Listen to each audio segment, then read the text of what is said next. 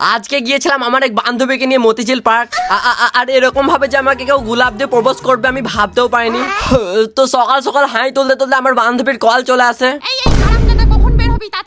তো আমি তাড়াতাড়ি করে নাক চোখ মুখ দাঁত ঘষে রেডি হতে শুরু করি। নানার দাদর বাপের সব জামা ট্রাই করে নিলাম, কিন্তু কোনোটাই ঠিক মতো ফিট হচ্ছিল না। তো শেষ মেশাই সাদা জামাটা পরেই বেরিয়ে গেলাম। তার আগে একটু ডান্স করে নিলাম। আমি আবার যখন তখন ডান্স করতে লাগি। এদিকে নতুন হাট এসে আমার পার্সোনাল হেলিকপ্টারের জন্য অপেক্ষা করতে করতে আমি ঘুমিয়েই পড়েছিলাম।